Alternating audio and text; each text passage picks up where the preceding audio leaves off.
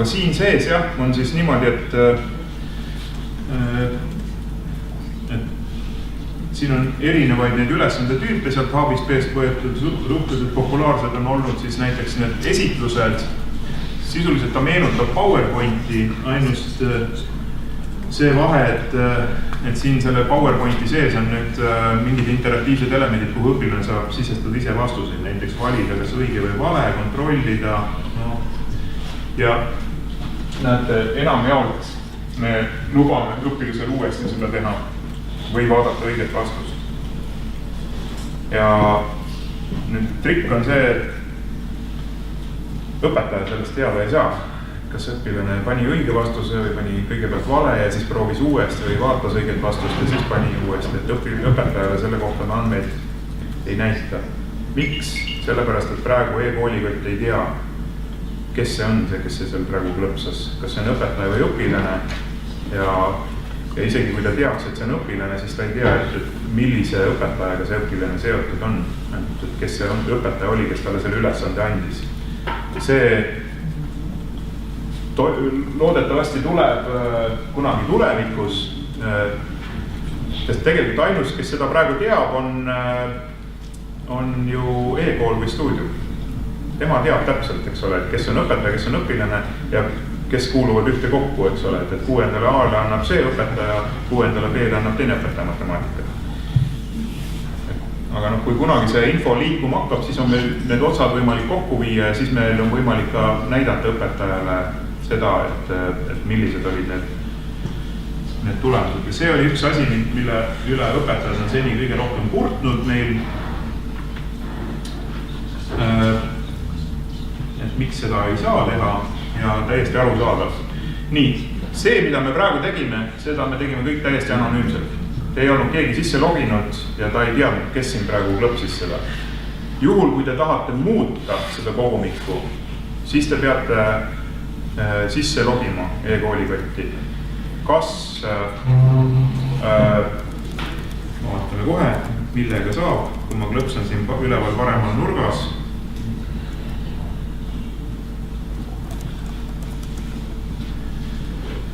Siin saab sisse logida kas mobiil-ID-ga, ID-kaardiga, e-kooliga või stuudiumi kontoga. Nii et proovige sinna sisse logida ja vaadake, mis teil muutub sellest. Mina lähen praegu siis oma mobiil-ID-ga siia sisse.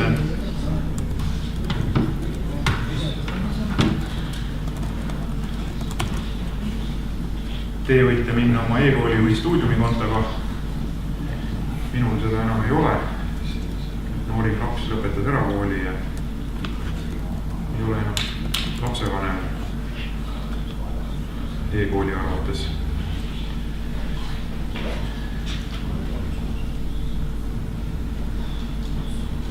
Peale sisse logimist esmapilgu väga palju ei muutunud. Siit üleval paremast nurgast, kus on nool läheb kasti sisse siuke ikoon, see näitab sisenemist.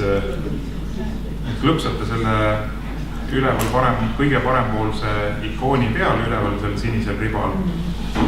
Siis saate sisse logida. Ja nüüd ta näitab mulle, et siin on nüüd väike M-täht, eks ole, et näitab, et Mart on nüüd sisse loginud. Muutus ka vasak menüü, siia tekkis minu asjad.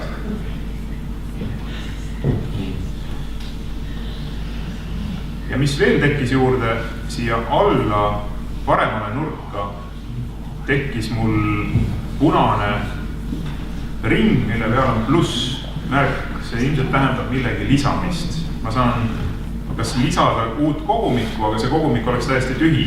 Või ma saan lisada uut materjali ja see tähendab seda, et see materjal peab tegelikult kuskil internetis olemas olema. Ja siis te panete siia lingi ja kirjeldate ära, et mis klass, mis aine, mis teema. Aga nagu ma ütlesin, et meie see põhiline kasutamisjuhtum on see, kui te teete sellest kogumikust oma isikliku koopia. Nii et nüüd ma näitan teile, kuidas see käib ja siis te proovige ise ka seda teha. Ma teen sellest vektorite liitmise kogumikust, nüüd koopia klõpsates sellel koopia ikoonil siin. ja näete, mis juhtus, väis muutus lillaks. See tähendab seda, et ma olen nüüd toimetamise režiimis. Ma võin muuta selle kogumiku nime, ma panen näiteks nimeks, et ta ära eristaks seda Jüri tehtud kogumikust, ma panen vektorite liitmine XXX ja L extra large või panen extra small tegelikult, sest ma hakkan vähendama seda. Nii, ma võin siia lisada ennast autoriks, et mind vist lisatakse siia kohe. Ma võin muuta litsentsitüüpi, kui ma tahan, mäletate, et mul on selleks õigus. Aga ma võin ka kõik metaandmed samaks jätta, ei ole kohustuslik siin rohkem solkida, ma lihtsalt muutsin pealkiri ära selleks, et ma seda pärast suudaks eristada Jüri tehtud kogumikus. Nii, ja nüüd jätkuvalt lilla väisega ma olen selle kogumiku muutmise režiimis. Ma võin hakata siit nüüd mingeid asju välja viskama.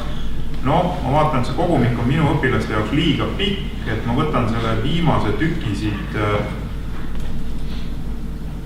ja klõpsan selle kõrval prügikasti märki, küsib, kas sa oled kindel, et tahad kustutada? Jah, tahan kustutada.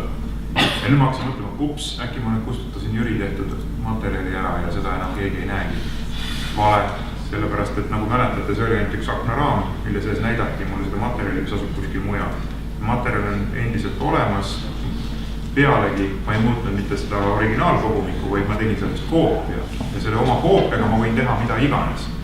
Ma võin siia nüüd lisada mingisuguseid uusi peatükke, näiteks kui ma olen leidnud selle sama vektorite liitmise kohta mingisuguse video, siis ma saan selle siit lisada. Klõpsan lisa meedia ja panen siia siis selle video veebiaadressi ja siis ta mulle siia tekib. Aga tegelikult ma ei taht seda teha, ma kustutan selle ära. Ja kui ma olen lõpetanud selle muutmise ja ma olen nüüd vähemasti ajutiselt rahul selle enda muudetud kogumikuga, siis ma klõpsan siin üleval paremal servas olevat linnukest ja nüüd küsitakse minu käest, kas sa soovid seda kogumikku muuta avalikuks. Kui ma ei ole veel lõpetanud tööd sellega, siis ma loomulikult väljun avalikuks tegemata. Nii. Väljusin avalikuks tegemata, see tähendab, et teie seda minu vektorite liitmine XXX kogumikku ei leia, kui ta isegi hakkate otsima.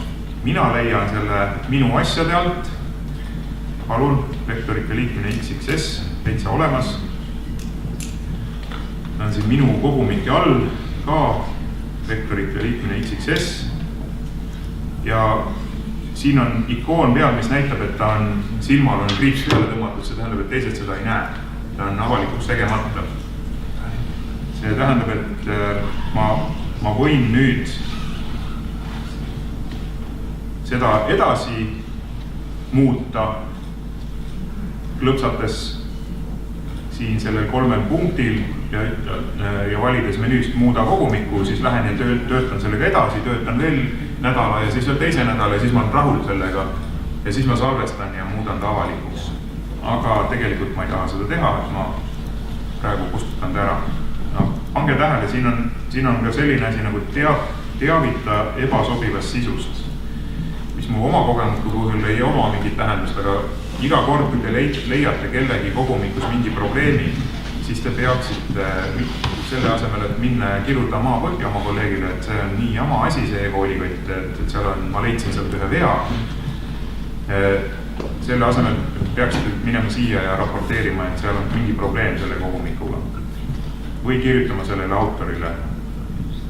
Nii, aga praegu mina kustutan selle kogumiku ära.